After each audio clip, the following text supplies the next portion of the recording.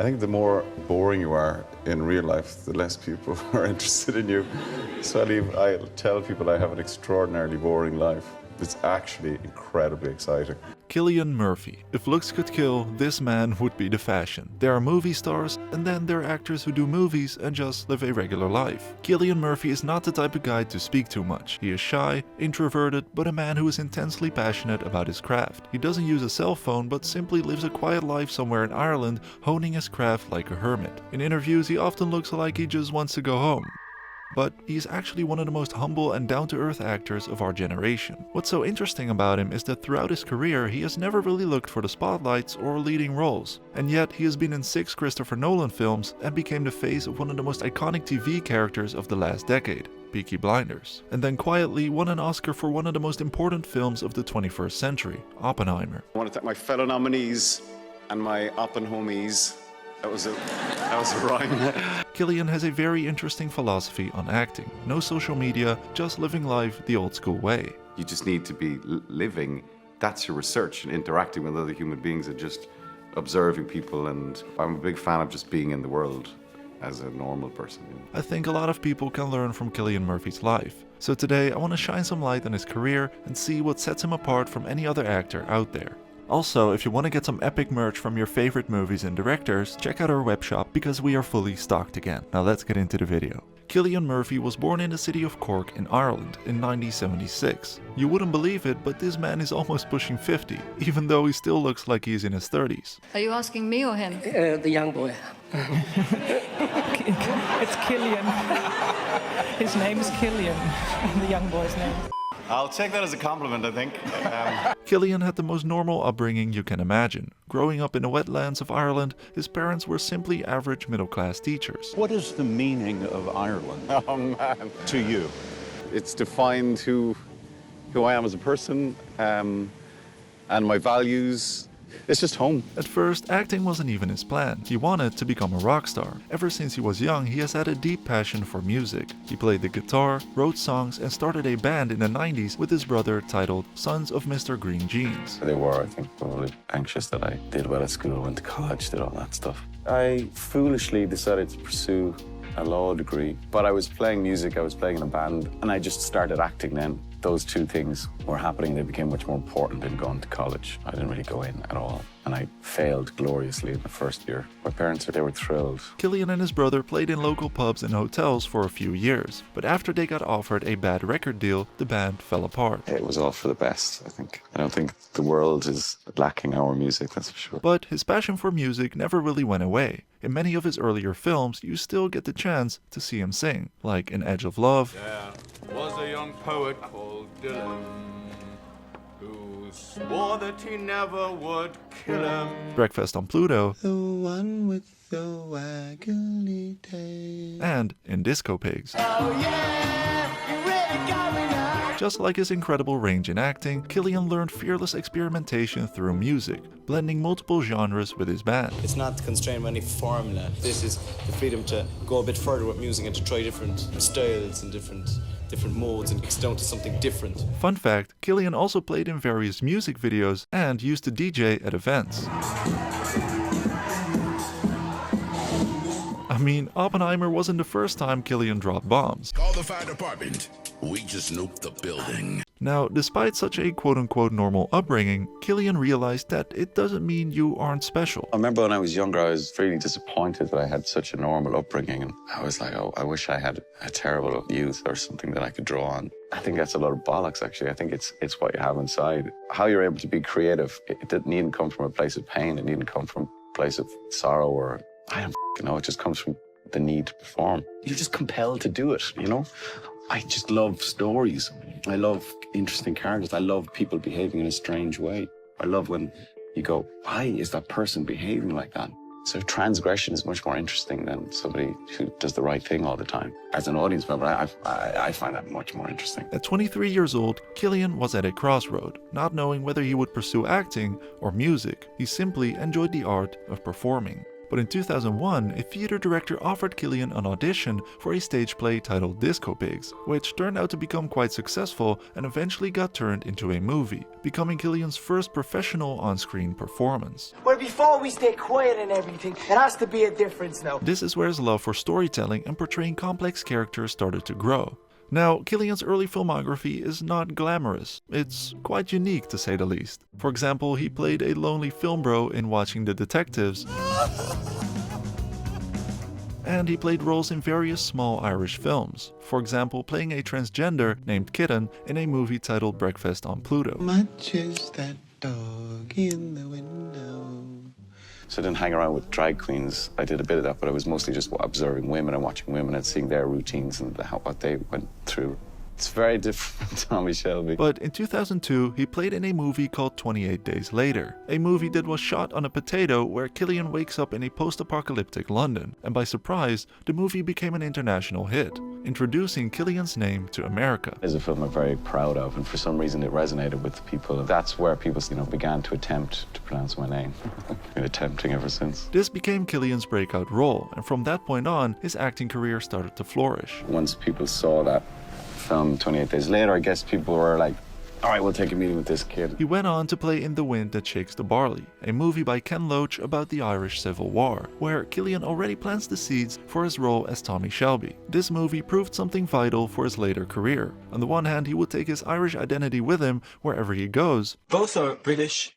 No, I'm Irish. Yeah, no, British. No. Oh, sorry. Yeah. Sorry. That's a big difference. The area of North Europe. Not from Ireland. And more importantly, he knows how to let his silence speak, and that stillness can be louder than action. I am not a dreamer, I am a realist, Teddy. Killian doesn't necessarily perform panic, he lets it leak out through his eyes, like two bright headlights in the night, which has become his trademark ever since. I'm not going to sell out.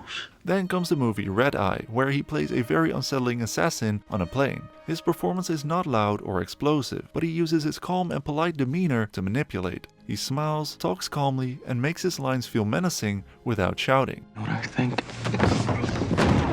You know what I think? I think you're not such an honest person. Because I've followed you for 8 weeks now, and I never once saw you order anything but a fucking sea breeze. I can't breathe. That scene is probably the reason why Killian almost got cast for 50 Shades of Grey. Yeah, I don't know if that's a compliment or not. I'm not quite sure. Bottom line is, Cillian Murphy is incredible at playing people who feel dangerous without trying to be. Now, even though 50 Shades wasn't on the cards for Killian, something better came his way: Christopher Nolan. He's here. Who? The Batman. As some of you might know, Killian actually auditioned for the role of Batman in Batman Begins. There even is a very short audition tape. Who was with Falcone at the docks? Joe murdered my parents, and they deserve... Don't pretend you wanted to do this for them. He actually had the Batman voice down pretty well, but as we all know, Christian Bale got the role. But as genius as Nolan is, he did see something else in Killian. Instead of casting him as the hero, Nolan makes him the villain, a character named Scarecrow. Would you like to see my mask? Suddenly, Murphy becomes a recurring presence in one of the biggest trilogies ever made. This is where Killian sets himself apart, because even while working with Nolan, Murphy doesn't become Hollywood. He didn't move to LA or play the fame game. After the shoot, he simply went back to Ireland to be with his wife and 2 kids. Killian loves to spend time alone and protect his privacy. He's not on social media and rarely uses his phone, and so does Christopher Nolan, who's known for being anti-cell phones on set. There was no phones on set. We don't need them. So therefore, in the downtime and the waiting, people just discuss and chat and have a laugh, and people aren't scrolling or disappearing. People are just in the moment. I learned that from Christopher Nolan. You learn from the best. In 2013, everything changed with Peaky Blinders. Tommy Shelby wasn't just a successful role, it became bigger than Cillian Murphy himself. Even today, people would first recognize the name Tommy Shelby before Cillian Murphy. That's when you know you've done a fantastic job as an actor. Cillian's performance turned Tommy into a timeless pop culture icon. Peaky Blinders literally built one of the most loyal fan bases of any modern series. Do you still see tattoos of Tommy every once in a while?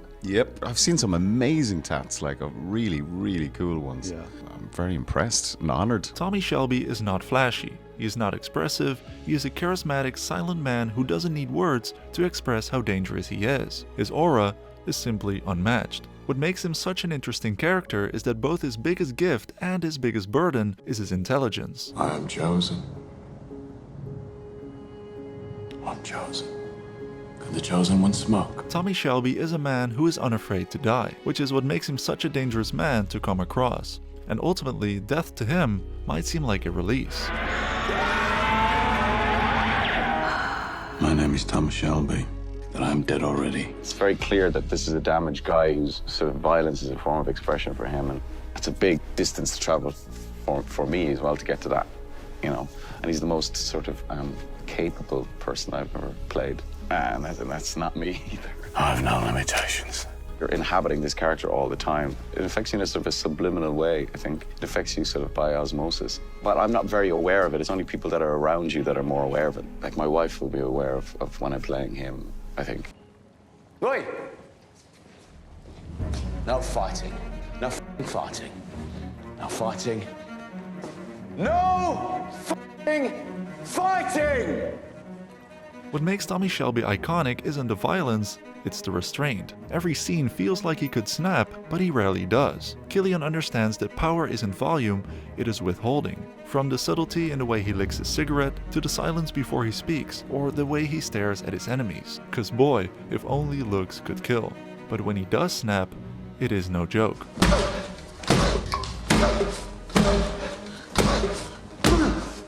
I'm always fascinated by what happens after a role is finished. We love hearing actors talk about how far they go or how long it stays with them. Some actors even claim that they never really leave the role behind. How long do the characters stay in your head?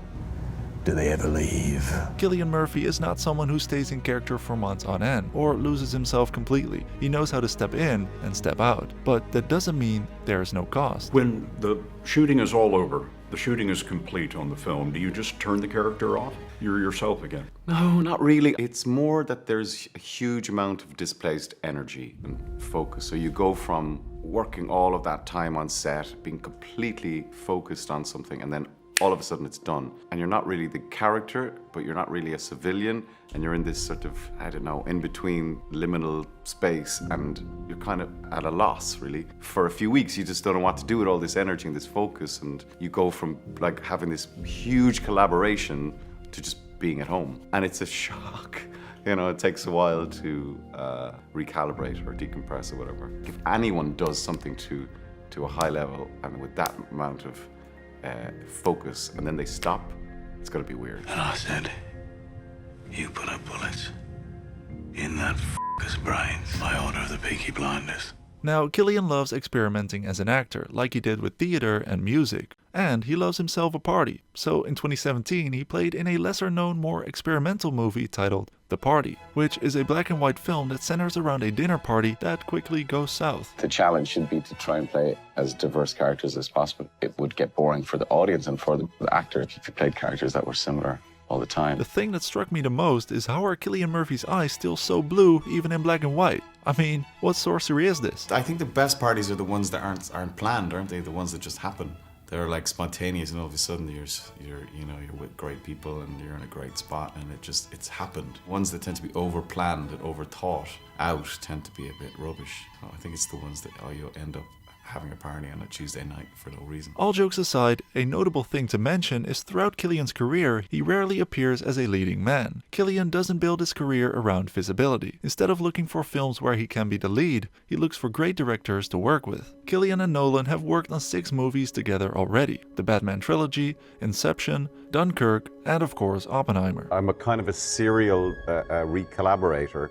You know, I think that the real deep, rich work comes from working a number of times with people, because you get this level of trust. When Nolan gave Cillian the script of Oppenheimer, he left a handwritten note taped onto the front page that read, "Dearest Cillian, finally a chance to see you lead. Love, Chris." But while writing this magnum opus, Nolan didn't have Cillian in mind. You know, I'm sitting there looking at the copy of American Prometheus, and there's this picture of the real-life Oppenheimer with this intense blue-eyed stare looking out at me, as I had been for months. And suddenly I'm like, okay, I know who can do that. And I've worked with Cillian for 20 years. I know he's one of the great actors, but I've never worked with him as leading man. So this time I got to pick up the phone and say, okay, this is the one where you're taking center stage. And not just that, I've written the script in the first person. You're going to have to take the audience with you. We're going to see everything through your eyes. It is widely known by now that Cillian's performance of Oppenheimer is without a doubt one of the best performances of the decade. World will remember this day. To portray the moral weight of a man like this and to show a person both proud and horrified of what he has created is something you very rarely see executed so well. And now I am become death, destroyer of worlds. How does it feel to be the most famous man in the world? The film is loud, the explosions are massive, but Murphy stays quiet. You see his pain simply by looking at his eyes. No one moment is about one thing. And if you're as agile as someone like Cillian and as vulnerable and as clever, you can play it all. But I don't know if many people can do what he does. The eyes, Chico.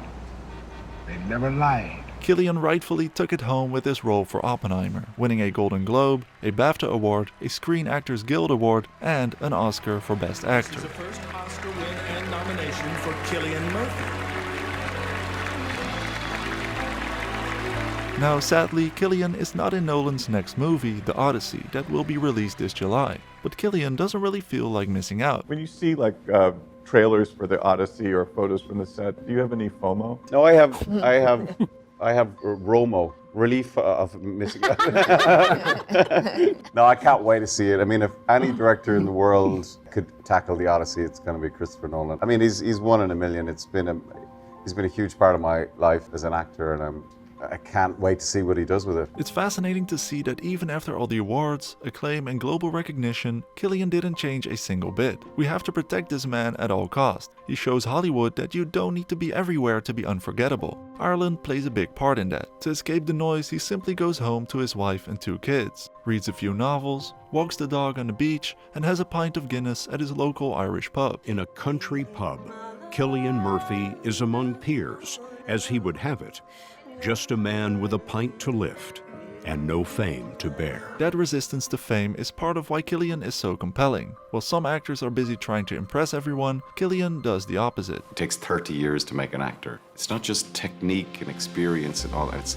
It's maturing as a human being and trying to grapple with life and figure it out and all of that stuff. So by the time you've been doing it for 30 years, you've all of that banked, hopefully, and eventually then I think you'll get to a point where you might be an okay actor. It's safe to say Cillian is an okay actor. He would rather let his work speak for itself and has been very open about not liking interviews. And that tells you everything about how he approaches acting. Cillian isn't driven by fame or attention, he's driven by genuine love for the craft. 28 years ago when I was trying to become an actor, I was a failed musician and I felt extremely like an interloper, but now looking out on all of you guys here today, I know that I'm part of something truly wonderful, so thank you so much. In a world obsessed with exposure, that quiet dedication feels refreshing. Not because he's trying to be different, but because he genuinely doesn't care. And somehow, that makes us care even more. I don't know, sometimes you feel like a total waste of space, really, when you look at people who have proper jobs. And then you go, what am I doing? Flouncing around, putting on voices and dressing up. But people need to go to the pictures and people need some sort of escape. Artists don't let people down like politicians let people down and bankers let people down. The quality of the work may fluctuate, but they keep making it. They keep trying and they keep giving some sort of sucker, I think, kind of overpaid. And there's a huge amount of stupidity and hot air that surrounds it all. And a lot of that I don't subscribe to, but I think sometimes the film can change someone's life.